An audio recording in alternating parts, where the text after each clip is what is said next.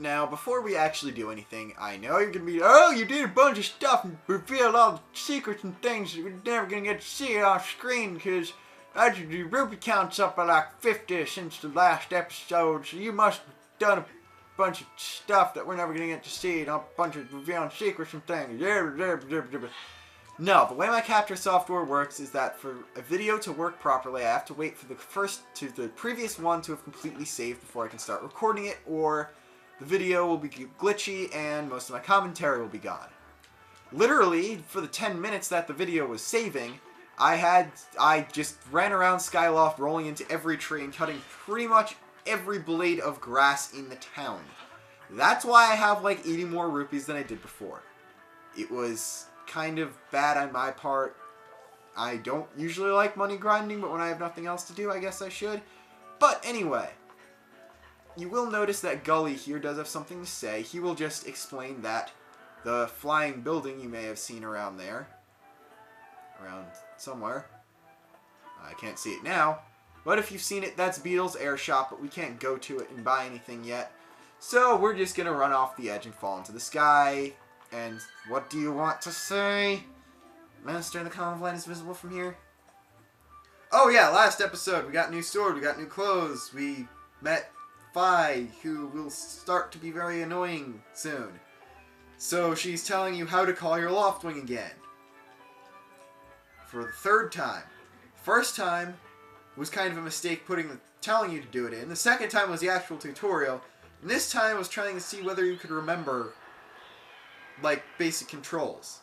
So, yeah. And this is also the first time where the loading the sky isn't really awkward too, which I like. This is when the game starts to get picking up in terms of action. I do admit that the beginning is really, really slow. I do like it though. Master Link, observe the green pillar before you as a column of light. It marks the point at which you descend to the surface. You can confirm your current location on the map. Please see where you are in relation to Skyloft. See, this is nice. You can see there's a bunch of other sky islands that we do get a chance to go to later on. It appears that you'll be able to reach the surface by passing through the portal of the clouds at the column's base. Now, something interesting that Fi actually doesn't tell you is that to dismount your Loftwing, you can press down like this. You can press down again to call it, but you can either fly over when you're low enough to, or simply skydive over the column of light for you to pass through. And I just remembered the scene that follows the first time you go through it, and why did I not use that scene in the intro video too? It's like, there's like a 20-second scene of Link randomly running around in a forest, in the forest that we're going into now, that I used, but I didn't use this scene. For those of you, oh yeah, you do have to press the sailcloth. For those of you wondering, well actually, if you don't press the sailcloth, Fi will automatically use it for you and then give you like a 5-minute talking to about how you're supposed to use the sailcloth. In case you're wondering how I can be recording this now and already uploaded the promo intro video thingy with footage that's ahead of the game in this, I took footage from the sealed, not from the sealed grounds, this place is the sealed grounds, from failed recordings. The second failed recording. I deleted all the first failed recording. But anyway, this place is called the Sealed Grounds, and maybe I should not be talking about something that's kind of inconsequential compared to the fact that we just did something really important and we're like the first human in X amount of centuries to go to the surface and not be just like randomly in the clouds on a bird on this tiny rock where everybody gets annoyed at each other after an hour. And yeah, this is an example of Skyward Sword having good graphics that other than just clouds. Something I kind of don't get is how you don't see the cloud barrier. There are patches of blue sky here, but it may just be invisible from below. And here, first enemy thing on the surface. What Fi was saying in the previous episode is that you can press down to get an analysis on your surroundings when you're in the sky, to talk about the amount of, to see how long you've played this what file you're on. And on the ground, that command is for some reason replaced with, well, it's replaced with analyzing how the current items in your adventure pouch are suited to your surroundings. I don't guess they just use the playtime thing as placeholder since you can't get it on the ground. But anyway, if you're targeted to something and press down, Fi will talk to you about it or that person, because you could have targeted any of the people in Skyloft, and she somehow would have actually known something about them. But target lock Deku Baba. This violent plant is widespread in wooded areas. It will attempt to bite anything that approaches it. Though it is covered in a tough outer husk, the inside of its mouth is soft. We've confirmed the existence of two varieties, those that open their mouths vertically, and those that open them horizontally. You've defeated Zero of this enemy type and unable to analyze your battle performance rating with his opponent due to insufficient data. So, Fi is basically the generic guide who targeting enemies will let you get a little bio of them. I will be doing this for every enemy and boss in the game. As you can see, Deku Babas aren't that threatening, they don't really do anything, especially if you're only this distance away. I think you can actually, I can probably kill this thing just by Skyward striking it like that. It's going to take 2 hits since Skyward Strike is weaker than the regular attack, but I didn't even need to get close. So, I didn't talk much in depth about the Keese and the Choo Choo before, just simply because the next time we run into them, I'll just do the Fi bio. The last screen about having defeated Zero of the enemy type and not having sufficient data is basically after you've defeated enough of an enemy, Fi will gauge your performance with it, whether it's strong, weak, very strong, very weak, average. It's kind of interesting if you want to know what enemies you should practice on. But, something I did mention that I would do in this episode, I mentioned that I would do this in the previous episode, I'm going to ignore Fi this time, is what your shield can do. Shaking the nunchuck will let you perform the shield bash, so named, no longer called the shield attack from Twilight Princess, where if an enemy attacks you, you shield bash at a given time, you could do something like that and reveal a weak point easier. If it attacks you and you don't shield bash properly, then you will likely get hurt. Oh no, you won't get hurt, that's how your shield will take damage. So, and we get the cutscene before I get to restore my health. Something you'll probably notice a lot during this LP is that I get really paranoid when I don't have full health. Really paranoid. Like, my friend, I have a friend who I play the online Scare Scraper in Luigi's Mansion Dark Moon a lot. He teases me so much because I get paranoid when I have 98 out of 100 health in that game. So, me only having 5/6 of my health in this is not as bad by comparison. And giant mouth thing that roared a lot in my dream and swallowed Zelda in my other dream is making my head hurt. This makes so much sense. And that better not have been real. I don't think many people would have liked if Link died right there. It's like, this hallucination of Dark Thing killed the Link guy, so I guess the game is over. This is probably the most offensive I've been in a while. Since, the second episode when I started making fun of old people by accident with Gippora. But, interesting cutscene to say the least. I'm going to be unparanoid and get this heart now. And now, I think we actually have to talk to Fi. Master, I have information to report. While these doors appear to have been opened recently, they are now sealed shut by a powerful and unidentified force. Saying we can't go that way, so let's try this way. I believe if you go this way, you can get... there's no progression this way, but I do believe if you go over here, you can grab a new bug. Nope, nothing in this area. I thought there was a place where you could get a bug native to this area of the surface. I guess it's just this round area that goes around the whole place. It's mildly disappointing, but what is very fun is jumping and waiting to sailcloth to the next second. You see, if you just tap the sailcloth button throughout your descent, you don't even need to hold it the whole way, and you can still go pretty fast down, which is nice. Young one, child of destiny, descended from the sky. Raise the sword of the goddess Skyward.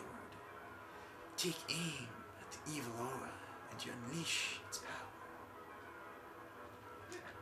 If you couldn't tell, target thingy, Fi actually detects an exceedingly evil aura under this location. So there actually is a bio for that. I never knew that. Skyward strike the dark evil thingy. As if you couldn't tell that.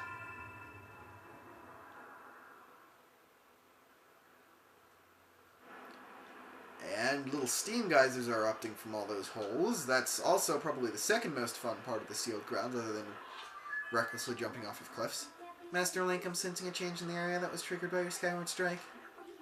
I also detected an aura that correlates closely to your sailcloth. I surmise this aura belongs to Zelda. I can lead you in a direction of this aura known through a process known as dowsing. Would you like me to explain this process to you? No, and she will actually not give you a small explanation of it. Unlike Mario and Luigi Dream Team. Well, actually, she does give you a small one, but it's only one text box instead of as long as the tutorial you would have gotten if you had said yes. So dowsing works. It's a version of first-person view, or if you hold the C button, you get your list of dowsing targets, and you point your sword in a location, and you can get a little radar saying what direction a certain aura or item is. We can only look for Zelda's aura, not even knowing if it's actually Zelda. So she's in the aura will say she's in the building. This is what I thought. This is why I think the geysers are fun, because they're just randomly flying up. Sailcloth, fun. Dowsing says Zelda's in the building, so we're gonna go there. Still closed.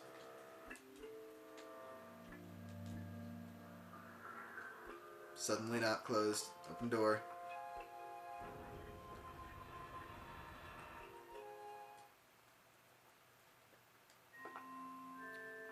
What the? Oh, it's my battery being... I was gonna say... Okay. Battery gauge is low. Fi is going to start trying to tell me about this right about now, but since we're about to get into a cutscene anyway, does not really matter. More old people for me to make fun of. That's nice. Ah, a traveler descended from the clouds above. I welcome you, child of fate. No idea if that voice is picking up, but whatever. Tell me, what is your name? Link. Link, good, very good. Since you've already gained control over the sacred power that fills your sword when pointed skyward, the Skyward strike is yours to command. It is proof that you are fit to bear the blade you carry, the goddess sword. I have sat here for many years waiting for you to arrive, all so that I could fulfill my purpose as your guide. You stand under the roof of the sealed temple, a place built by the goddess an eternity ago. Your arrival here was predestined many, many years ago. The spirit maiden you seek arrived for years shortly before you, descending to this land in a shower of light. There's no doubting it. The gears of fate have begun to turn. Yet all is not as it should be. The spirit maiden was not meant to reach this land in the manner she did. I feel an evil power working in the shadows. It moves toward the destiny of which you two are a part. Link, you're concerned for the spirit maiden. You are concerned for the spirit maiden and seek her whereabouts, yes. That is understandable, but for now you must focus on moving forward. That girl has her own purpose she must pursue, as do you. She set out for Faron Woods to discover that destiny for herself, and you must follow. Show me your map. The X upon your map marks the path that will lead you to Faron Woods. You'll be traveling in unfamiliar land. Many monsters have settled here. The map may not prove guidance enough for your journey, so I will give you the power to create beacons. This is honestly what replaces the magic meter. Not the stamina meter. You can make blue pillars on your map. When a beacon is marked on your map, a column of light will stand at that location. It will act as your waypoint from afar. Point at the X and press C to place a beacon. Beacons are very nice for something later on in the game, and you'll be very happy that they exist then. They're kind of useless now, though. Especially since you can only make one at a time. Though you cannot see it from where we are, a beacon stands outside to guide you. Leave the temple through the front doors and see for yourself. If you no longer have use for a beacon, you can move it from your map the same way you placed it. Use your beacons well and you will never fear getting lost. Go now. You must head into Faron Woods and chase after the spirit maiden, the one you call Zelda. On your way out, take the contents of the treasure chest. within this room. You find there should prove useful to you on your journey. Hypnotic pendulum hair. Can somehow magically unlock doors. That's interesting, to say the least. Leave through the door before you and head into the woods. I wish you safe travel. Know that all the questions you have will be answered in time. For now, Link, go bravely. And I'm just gonna get the, hey, guess what, your batteries are low, as if the icon there and on the Wii menu couldn't tell you. Now, just a little bit of an interesting thing. If you go in here, you notice that there's this weird amber crystal in the back behind the closed doors. Remember that for later. It is very important later on in the story. Very important. For now, let's just break some pots. I didn't even give you any rupees in these pots. I thought the pots in the sealed temple actually gave you stuff, but that might be only later in the game. Anyway, you got some revitalizing potion. Fully replenishes your shield gauge and also restores 4 hearts. The revitalizing potion is the only health restoring potion that I usually like, because I do make mistakes and I have seen my shield nearly broken, and since the revitalizing potion fully restores your shield gauge no matter how large it is, since other shields and upgraded shields have bigger gauges, and it also does restore some health. The first boss of the game has a tendency to give your shield some damage, so it's going to be very nice then if I ever need it. Other than that, you may notice that you did not only get the potion, but you got the bottle it was in. Skyward Sword, unlike most previous, well actually unlike all previous Zelda games, Majora's Mask just had 6, there are 5 instead of 4 bottles in this game. It looks like 5 is going to be the norm if A Link Between Worlds is any prediction. But there's 5 in Skyward Sword. Of course, since this is 100% LP, I will be getting all of them. As you can see, there's the beacon that we placed before. It's just basically a blue column of light. It's like a smaller version of the one that led us to the surface. And love the atmosphere of this place, but I hear screaming things, which isn't good. I'm the only one who can scream around here. And I did think I just caught a little glimpse of the new bug that I was looking for before, so we can pick that up once we're done finishing off these guys, whatever they're doing. Out of the way, scram! Now remember how I said that Keys were weak like Goombas? Well, they're not the Goombas of this game. These guys are. Target locker, red Bokoblin. I'm going to call them Bokoblins. You might call them Bokoblins. I don't really care. These monsters have plagued the land since ancient times. In case you can't tell, I'm not going to be using my Fi voice for the bios just because they can draw on even more than some of Fi's monologues. And since bios tend to happen in the heat of battle, whenever we're randomly introduced to a new enemy, I would rather use my normal voice because using the Fi voice would kind of be disruptive to the commentary. And I'm talking like I'm actually a competent Let's Player, but we're going to save that for another video. I'm going to try gaining competence and a reputation as someone who can actually Let's Play a game later. I'd rather just stare at these guys' awkwardly looking faces that are sort of adorable for now. They each play different roles, and their weaponry varies. They prefer to act in groups. None of them are intelligent by any definition of the word. Curiously, they seem to have a mysterious obsession with fashionable undergarments. So, these guys, they have a lot of personality, a lot like the Moblins did in Wind Waker. And they're the first ones with weapons that can actually block your attacks. You have to slice in the proper direction to avoid it. Spin attack can knock them on their back, where you can perform a fatal blow, and also, if you're facing in the right direction, you can see that they have leopard print undies. Hence what Fi was saying about fashionable undergarments. Another way to knock one of these guys back. Ooh, treasure. Okay, Bokoblins, they drop ornamental skulls. The simple, slightly macabre fashion statement bears the Bokoblin symbol, which apparently is the skull that they wear on their belts, as you can see by the guy in the background. That's cool. Alright, you're the only one left. I'm going to show off that not only do you can shield bash their attacks like that, to leave them open for at least 2 shots, which should easily be enough to take them out and get your money. Whoa, thanks for jumping in there to rescue me, bud. This is another one of my favorite minor characters who, unlike Pippet, tends to be overlooked in general. Just who were those red pests? I did not expect to run into a patch of them in this peaceful forest. Same goes for you. This is the second time I bumped into one of your kind today. Tell you, all sorts of weird things are going on lately. Oh, you're big for taking care of those guys, so let me tell you something fascinating.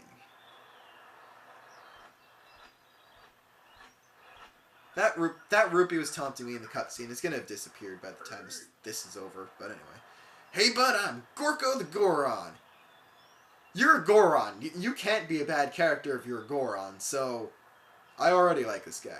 I'm researching the ancient history of these woods here, even if he does tend to not use contractions where it would make more sense to do so than not to. According to the ancient text, there is some kind of place up above called the Isle of the Goddess, far up in the sky. Apparently, these old statues serve as landmarks for those traveling up to the sky, or down from the Isle of the Goddess place. Why does a Goron have a surfer voice? I'm gonna keep this voice just to keep it that way. Staying weird is me and something. If you find one, be sure to examine it. Keep tabs on the number of landmarks. They're rumored to be quite useful. Supposedly, the statue is special, as it's said to have the ability to activate all the other statues. The whole thing sounds a little crazy, I know, but for one, I believe it to be true. I said that sentence wrong, but who cares? Otherwise, why'd all these statues be here all over the place? Now he's a hillbilly surfer. It's a real head scratcher, bud. Makes you want to know more, does it not? Yeah! Surfer answer as surfer do. Ah, sounds like I have a fellow connoisseur of ancient cultures here. Alright, bud, you better brace yourself, because I'm about to blow your mind. So get this. People actually live on this sky island and they get the range, but they're flying on the backs of huge birds that are way bigger than the birds down here. There, everyone reveres the goddess, and the residents of all the islands in the sky live in a perfect society, totally free of conflict or unhappiness. Not only that, but from what I can tell, their civilization is way, way more advanced than ours down here. It does not even stop there, bud. The Isle of the Goddess has even more stuff to marvel at. The place was crafted by the goddess herself, so it figures that it's filled with wonders we don't have here. Buildings are all made of gold, and an endless spring of mystical water feeds the river through the place. The one sip of that stuff and you live forever. Trees are happy with plump fruit that cures all disease. Okay, money can buy you medicine. Money can be heavy and dense. Money falls from the trees in Skyloft. There is actually a grain of truth to here. The wildflowers, though they may not be magic, do bloom everywhere and respawn every time you go in and out of a building. Pumpkins, they actually don't rot, so this description isn't too far-fetched, surprisingly. The weather, bud. Not too hot, not too cold, no chance of sweaty heat. This garden paradise, that is the Isle of the Goddess. That's also kind of true, also. Amazing, right? Wrong! It is beyond amazing! You want to hear more about it, don't you? Good to hear, bud. I'm completely obsessed with this place. I can't get enough of it. Wish I had more to tell you, but I'll need to research these statues to learn more. Next time I bump into you, I'll give you the latest info. I'm just going to insert the contractions into his dialogue whenever we run into him, because I can't speak very well without using contractions, so... I write without using contractions, though. What? What in the world just happened? Did you use some kind of magic? Statue reacted the moment you got near it, bud. How crazy is that? So now you can save with the outside bird statues and they let you go back to the sky. And that rupee actually stayed there. I can pick it up. Cool. More importantly, this new bug that's also kind of been taunting us. Caught one woodland rhino beetle. Collectors often polish the hard carapaces of these beetles to make them tougher. It's the strongest of all the insects. I do believe you need at least one woodland rhino beetle to upgrade to Heart Potion Plus, so if you want to go back to the sky just to get pointless restorative power on your potion, then be my guest. I'm going to remove this beacon since I don't really need it. And really mini stamina gauge puzzle is pushing. I mean, well, actually, for a random cutscene, there was no loading screen for it. It was like 2 seconds long. There was no loading screen out of it, so I can't complain about it. I also can't complain a loading screen to load such a big area as Mastering Adventure Faron Woods. This is the first place in Skyward Sword shown off in the original E3 demo, I believe in 2011, maybe 2010, I'm not sure. That great tree was pretty much the first thing seen in that demo, just almost a proof of the Wii's graphical capabilities. This game still looks great on the Wii U. I believe that Sonic Colors analogy that I made before still holds up. Those two are some of the best looking games on the Wii, and they still continue to be so on the Wii. And just look at that huge area that we now shaded in on the map. This is Farron Woods, and the area you see isn't even all of it. You are going to be coming back here so many times once you have the ability to explore further.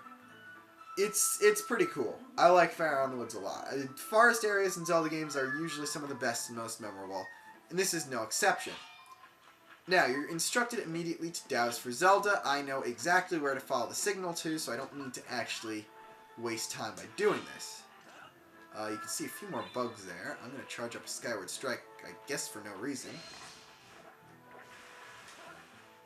And there's... Tree die! A couple more bokoblins. There's only 2 instead of the 5 before, so... And... Whimpering grass, too. Well, you fully block my spin attack. You can't block my spin... This is how you fight bokoblins when they're not in a big enough group. Just randomly swing your sword until they die. At least that's how I do it. So... apparently this is Zelda. That's not good. I think Link prefers Zelda as a human female, not talking grass. Especially not talking grass that's actually male. Oh, it's gone quiet. Now that's green one. I didn't even know they came in green. They actually do come in green. It's a nice touch. We are going to see green bokoblins later. They're not really different than the red ones, but we'll get into that when we actually see them. Don't hurt me, Koi. These things are like the most adorable things in this game, hands down. Master, I picked up highly interesting spike in dowsing readings from the creature you just encountered. Zelda... The probability of this life form being Zelda is 5%. Okay, I dislike Fi as much as the majority of the Zelda fan base does, but some of these lines, if you just think about saying them in a robotic voice, they could be really funny. So I must conclude that this is, in fact, not Zelda, but a peaceful forest creature known as a Kiwi. See, even the name is adorable. Kiwis are highly intelligent beings capable of speech. Yes, we clearly needed to be told that the thing that we just talked to is capable of speech. Yes, upon further observation, clearly not Zelda. It is unclear why such a creature would elicit a dowsing reading response. You know what that says. You can read that yourself. You should follow the creature and investigate this phenomenon. So, we're gonna follow this creature in the next episode, but because I feel like running up a hill, we're gonna do that. Now that we're done, I'm gonna actually have to go back down the hill to get to the bird statue and save, but in this episode, we made it to the surface. We did a bunch of stuff. This is another cutscene, so... Oh, there's a bird statue there either way, but this is another cutscene, so we're gonna have to see this. Okay, so it's just gonna adorably run away from me, then. So now, for real, next time, we're gonna harass this adorable forest creature and something. So, until then, I'm going to roll into this tree. It's not going to give me money, so bye.